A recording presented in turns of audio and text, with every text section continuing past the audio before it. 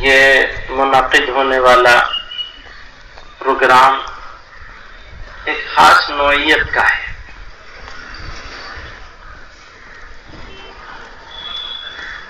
اس کی خصوصیت یہ ہے کہ یہ دیوبند میں ہو رہا ہے۔ دوسری خصوصیت یہ ہے کہ یہ صرف مظاہرہ، جلسہ یا دھرنا نہیں، بلکہ لوگ اپنے آپ کو گرفتاری کے لیے پیش کر رہے ہیں۔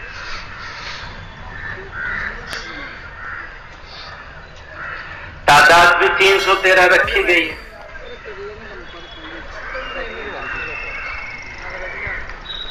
اس کے بھی بہت سارے فائدے ہیں۔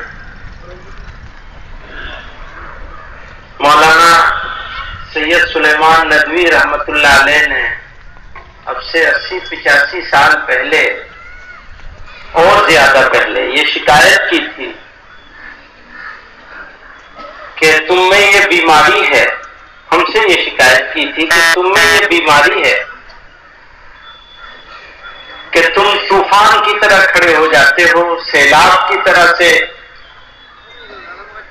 چیزوں کو بہانے کے لیے تیار ہو جاتے ہو، لیکن کوہکن کی طرح سے پتھر توڑ توڑ کے راستہ بنانے کے لیے تیار نہیں ہوتے۔ مطلب یہ کہ لاکھ آدمی جمع ہو جائیں گے ایک دن میں، لیکن روزانہ تھوڑے تھوڑے لوگ آتے رہیں اور لڑائی کو لمبا چلایا جائے،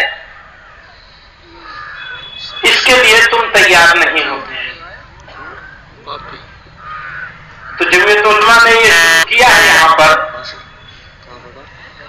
کہ ظلم کے خلاف، انیائے کے خلاف، اتیاچار کے ورد، ان لوگوں کے خلاف جنہوں نے فرعون کی طرح تکبر کیا ہے، جن کا لب و لہجہ اپنے ملک کے رہنے والے باشندوں کے ساتھ اپنے بھائیوں کے بارے میں ایسا ہوتا ہے جیسے دشمنوں کے ساتھ، اپنے ہموطن لوگوں کو اپنا دشمن بنا دیا۔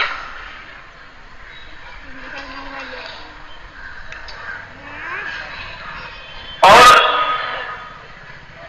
اسی لیے میں یہ کہا کرتا ہوں کہ وہ لوگ جو ملک میں بسنے والے لوگوں کے بیچ میں تفریق کرتے ہیں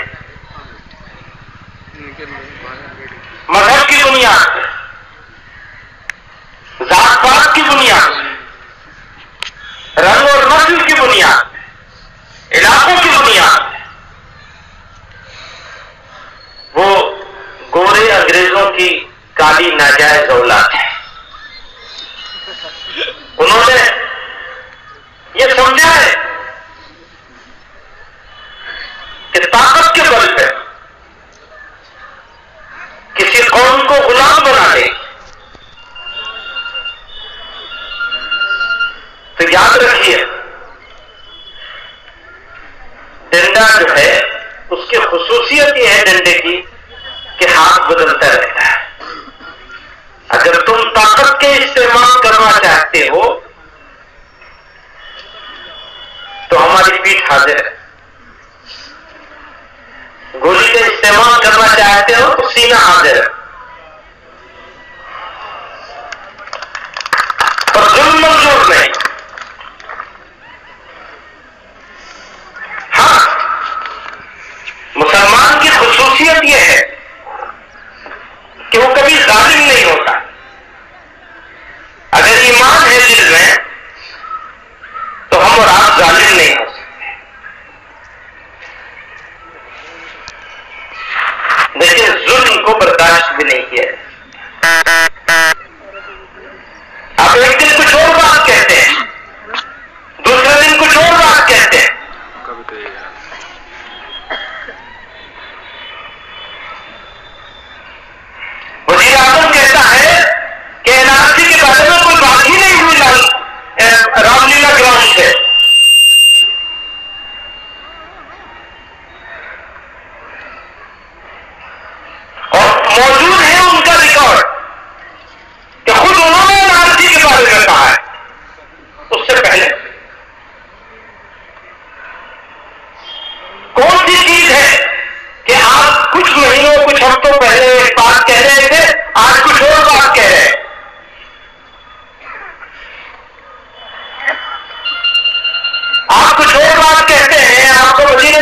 جو بات کہتا ہے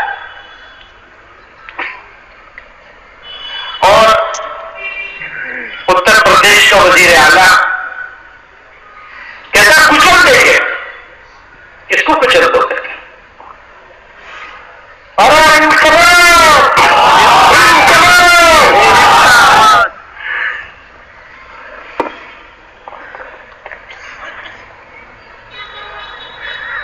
انشاءاللہ تمہاری گولیاں کم پڑ جائیں گی، ہمارے سینے نہیں کم.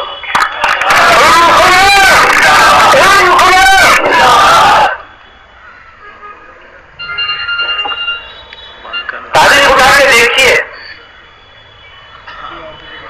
تو زیادہ دن نہیں گزرے ہیں، پشاور کے قصہ خانی بازار میں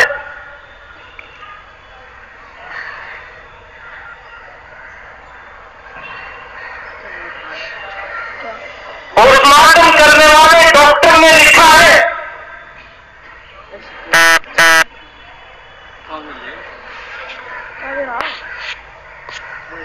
پشاور کے قصہ خانی بازار میں شہید ہونے والے لوگوں کی پوسٹ مارٹم کرنے والے ڈاکٹر نے لکھا ہے کہ اتنے لوگوں کا میں نے پوسٹ مارٹم کیا، کسی ایک آدمی نے اپنی پیٹھ پر گولی نہیں کھائی. جس نے گولی کھائی ہے سینے پر کھائی. آج بھی اس دیش کے غیور مسلمان اگر گولی کھا رہے ہیں تو سینے پر کھا رہے ہیں، پیٹھ پر نہیں کھا رہے ہیں. مجھے فخر ہے.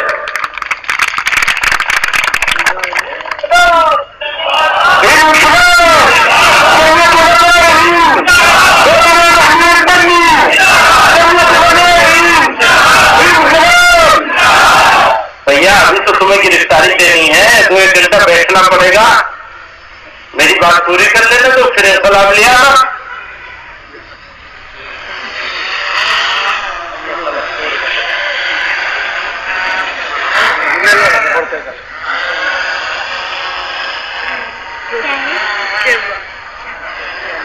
قوموں کی زندگی کے لیے 2 چیزیں نہایت درجہ ضروری ہیں. ایک ہمت اور ایک استقلال. جو کام کیا جائے برابر کیا جائے.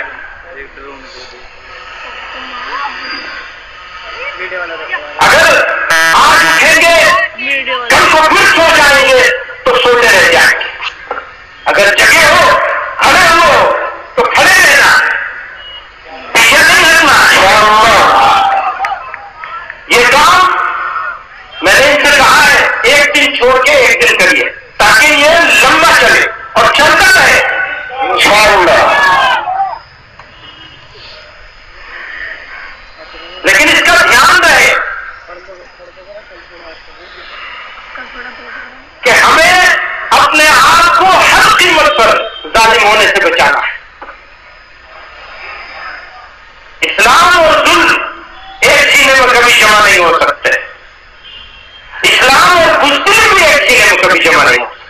مسلمان بہادر بھی ہوتا ہے اور وہ ظالم نہیں ہوتا. دونوں باتوں کا دھیان رکھنا ہے، ایک فائن بیلنس رکھنا ہے. آپ کو چلنا ہے، آپ کو کام کرنا ہے، چلنا ہے اور چلتے رہنا ہے، رکنا نہیں ہے. اور یہ لڑائی 1 دن میں ختم ہونے والی نہیں.